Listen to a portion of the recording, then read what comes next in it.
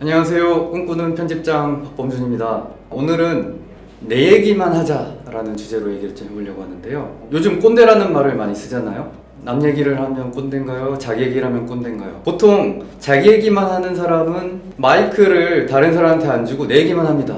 예를 들면 이래요. 우리가 보통 꼰대를 상징하는 말이 뭐냐면 나 때는 이랬어. 근데 사실은 나 때는 이랬어라는 얘기를 싫어할 수는 없어요. 싫어할 이유가 없습니다. 아, 저분은 저랬구나. 그렇다면 지금은 나는 좀 이렇게 해봐야지 하고 제가 뭔가 교훈을 찾을 수도 있겠죠. 심지어 우리가 왜 책을 읽습니까? 다른 사람들이 내가 겪지 못한 경험을 한 것을 간접적으로 얻기 위해서 책을 읽고 공부를 하는 거잖아요. 그래서 만약에 그분이 나 때는 이런 일이 있었는데 나는 이런 어려움을 이렇게 겪었고 하지만 이렇게 해냈어, 그래서 이런 걸 배웠어 라고 자기 얘기를 한다면 저희는 충분히 듣고 배울 의사가 있다고 저는 생각을 해요. 근데 사실 꼰대라고 불리는 분들의 핵심은 뭐냐면요, 나 때는 이랬어 근데 너네는 왜 그 모양이야가 항상 들어갑니다. 다시 말하면 자기 얘기가 아니라 자신의 경험을 빌어서 너네는 잘못하고 있다라는 얘기를 하고 싶은 거예요. 꼰대는 무엇이냐? 딴 사람에게 마이크를 안 주고 자기만 얘기를 하지만 그 내용은 자신의 경험을 얘기하는 게 아니라 다른 사람들한테 너네는 잘못하고 있으니 이래야 해 라고 다른 사람 얘기를 하는 게 바로 꼰대의 핵심적인 특징이라고 생각을 합니다. 동의가 되시나요? 자, 이렇게 한번 생각을 해보시죠. 직장 상사랑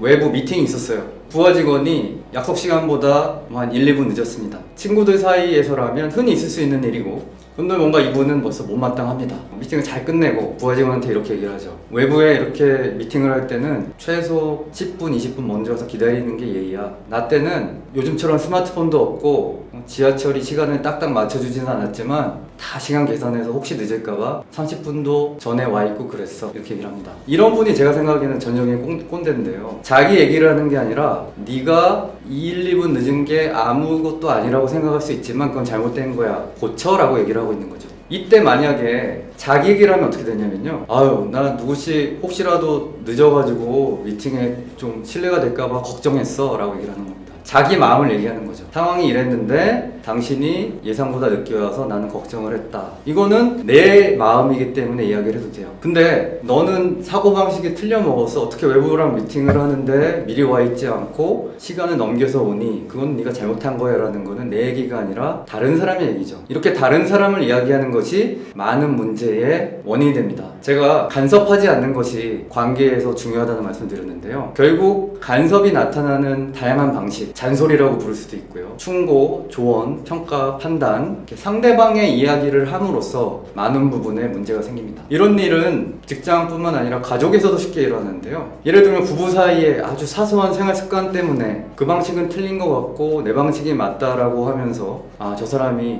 나를 이제 더 이상 있는 그대로 인정해주고 좋아해주지 않는구나, 이렇게 관계가 깨어진다는 이야기를 제가 드린 적이 있는데요.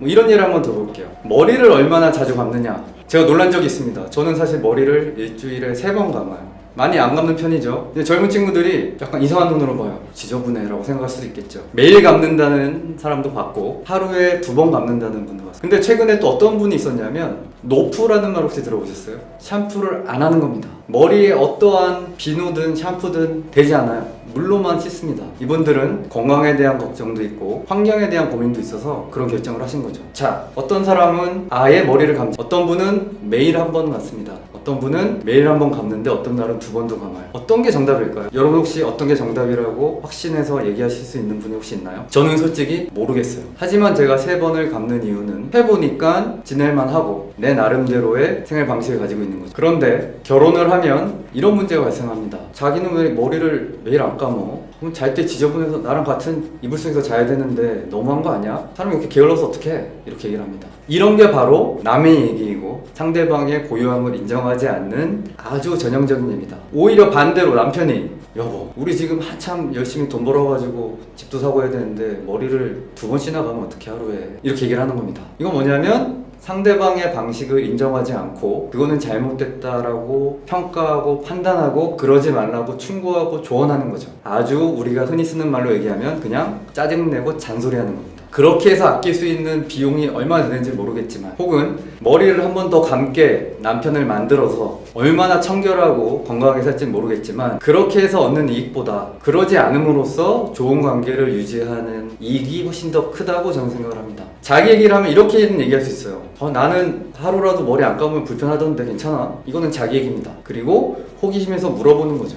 그런데 거기에다 대고 아까 얘기한 것처럼 뭔가 이거는 잘못된 거야, 당신은 뭔가 잘못된 방식으로 살고 있어 라는 전제하에 어떤 말투로 상대방에 대한 이야기를 하기 시작하면 그때부터는 상대방은 또 자신의 방식을 보호하기 위해서 아니야, 그건 내가 맞고 당신의 방식이 잘못된 거야 라고 상대방을 공격하기 시작합니다. 그게 파열음의 시작이고 그 작은 구멍으로 많은 문제들이 몰려들면서 결국은 방죽이 무너지는 거죠. 이렇게 자기 얘기를 한다는 게 얼핏 들으면 이기적이거나 자기 중심적인 이야기처럼 들릴 수 있지만 다른 사람의 삶에 간섭하지 않고 다른 사람의 이야기를 평가하지 않고 내가 느끼는 것, 나의 생각을 중심으로 이야기하는 것이 좋은 대화의 기본입니다. 혹시 책을 좋아하시는 분들 중에 비폭력 대화라는 용어를 들어보신 분이 있을 수도 있어요. 비폭력 대화.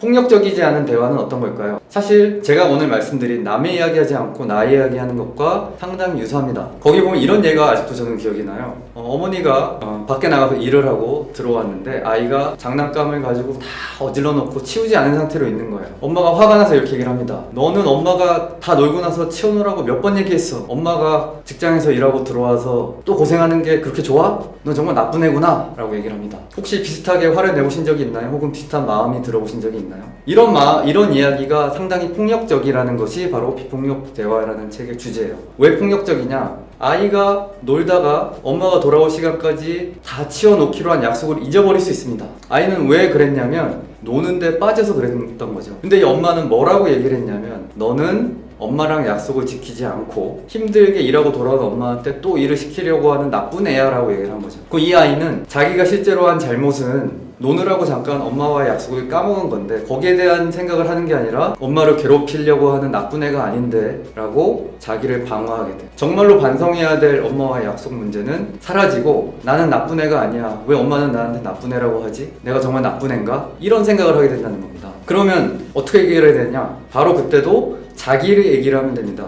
그 책에서는 어떻게 솔루션을 제시하고 있냐면 엄마가 이렇게 힘들게 일을 하고 돌아왔는데 여기 봐라, 여기 장난감 네가 갖고 놀던 거 바닥에 있네. 저거 엄마랑 치우기로 약속했던 건데 다 바닥에 널브러져 있네. 엄마가 한숨이 나온다, 힘들다, 이렇게 얘기를 하는 겁니다. 내 눈에 무엇이 보이는가, 그것을 보고 어떤 느낌이 들었는가에 대해서만 얘기를 하는 거죠. 그러면 아이는 아 맞다, 내가 엄마랑 약속을 했었는데 이렇게 엄마가 얘기를 해주니까 보이는 거죠. 아 내가 약속 지키지 않은 이 현장이 보이는 겁니다. 게다가 그것 때문에 엄마가 힘들다고 하니까 아 내가 정말 잘못했구나, 아무리 재밌게 놀아도 이런 거 까먹으면 안 되겠구나 라는 것을 배울 수 있죠. 핵심은 뭐냐면 아이가 무언가를 배울 수 있다는 겁니다. 어떠셨어요? 내 얘기, 나를 중심으로 이야기하기, 나의 이야기만 하기 한번 해보세요. 저는 이런 연습을 하면서 제 인생에서 관계에서 많은 편안함을 느꼈습니다. 모르겠습니다. 혹시 이 방송을 보고 어떤 분은 꿈꾸는 편집장 이러이런 얘기하는 거는 괜찮은데 이런 건 좀 공감이 안 돼 라고 자신의 이야기를 하시는 분도 있을 거고, 아니면 어떤 분은 뭐 어디서 되도 않는 얘기를 하고 있구만 이렇게 남의 이야기를 하시는 분도 있겠죠. 살다 보면 제가 이렇게 나의 이야기를 중심으로 하자라고 말씀을 드리지만 분명히 그렇지 않은 사람들이 너무나 많이 있습니다. 다음 시간에는 다른 사람이 자꾸 나에게 간섭을 할 때, 나의 고유함을 인정하지 않고 자꾸 영역을 침범해 들어올 때 어떻게 대처하는가에 대해서도 한번 이야기를 해보도록 하겠습니다. 이야기 들어주셔서 감사합니다.